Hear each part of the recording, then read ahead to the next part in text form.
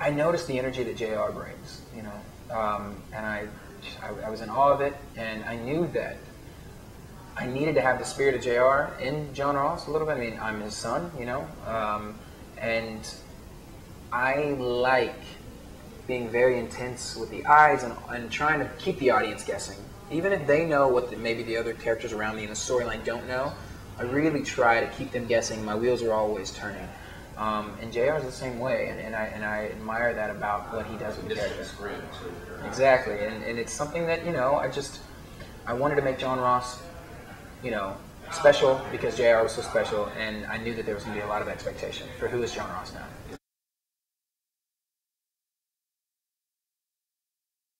I think he's actually a good guy. He's just, right now, he's at a pivotal moment in his like, pivotal moment in his life as a man, coming of age. Like, now's the time he really knows that this is time to strike, to try and take Southport, to try and prove to his father that he's just as good of an oil man and a businessman as he was, if not better.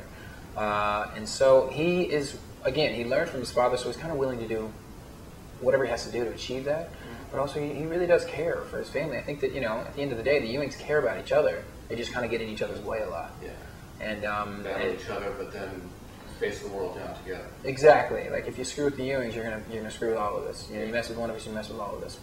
And he also really cares for Elena. You know, he truly loves her, and I know that might be hard to tell through some of the episodes in the beginning, especially because of the things that he's got going on.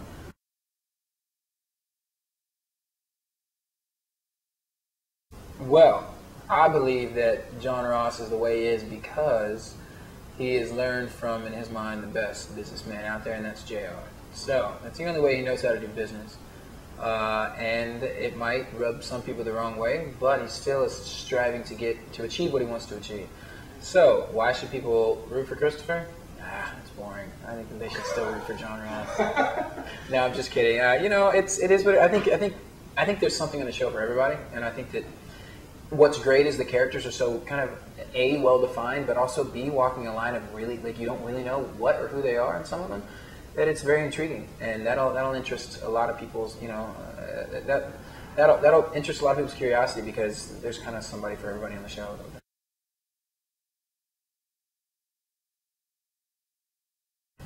I think that John Ross should end up with Elena, personally. Because I think that, you know, a lot of times with these stories you have, like, the people that were in love and then they went away and then they kind of come back together, and it's somewhat sort of typical and people expect that.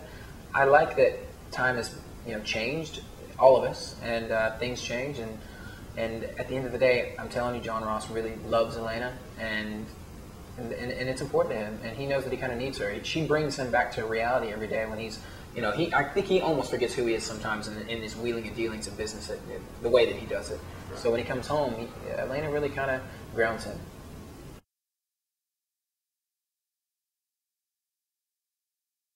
Even though you know kind of how big of a deal Dallas was, and still is, it's still very, I mean, just to see the response worldwide of the different, you know, the magazine articles and the numbers, like, say, on Facebook and all these things, just to see the attention that this show still can continue to get, it's amazing. And I don't think there's many shows in history that can really pull that amount of attention from around the world like Dallas can. It definitely is pretty special.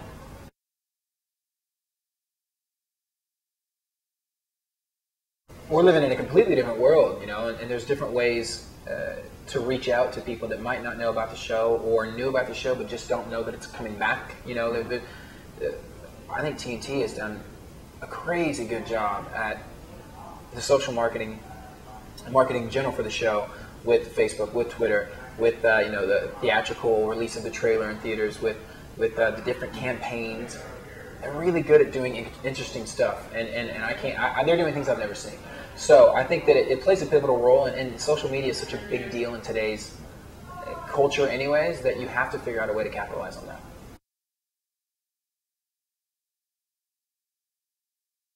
It's great. You know, Texas is such a great state. Dallas is such a great city. There's great people there, and you couldn't have done Dallas in any other city. You know, I think the fact that we shoot everything there, you have all the landmarks that are very recognizable to everyone. It just brings the authenticity back, and I think the people from Texas appreciate it. The people that have visited Texas and South Fork will appreciate it, it really kind of brings, it makes it authentic.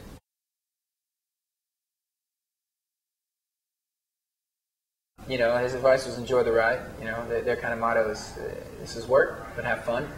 I think that it bleeds through. It makes you more comfortable with each other, meaning you can go deeper in the work.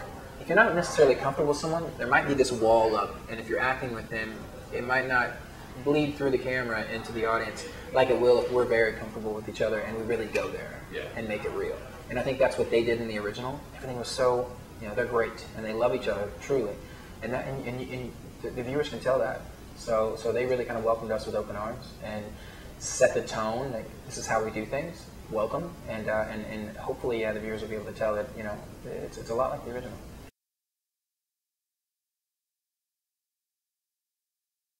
Nicely, what's great about this show is we kind of give the audience a cliffhanger almost every episode. It's really kind of ends and leaves people going, what? No way. Or to really figure out what's next, they got to watch the next episode. They do a really good job of that with the first season. And I think that the last two episodes are just so crazy that people are just going to, A, eat it up, B, just like, it'll blow them away. They won't expect a lot of this stuff.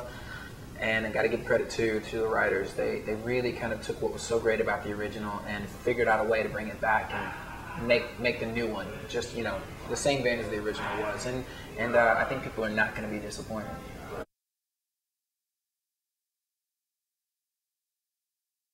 Me personally, I'd like to say, thank you for all the support. Us as the new members of the show, obviously the old members of the show, we're nothing without the fans. The fans are really the spirit of what made Dallas such a big deal, behind the phenomenal acting, and we just appreciate the support and the anticipation, the excitement makes us even much more excited because of how excited they are.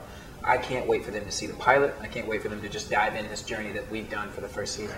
So I just want to say thank you and get ready.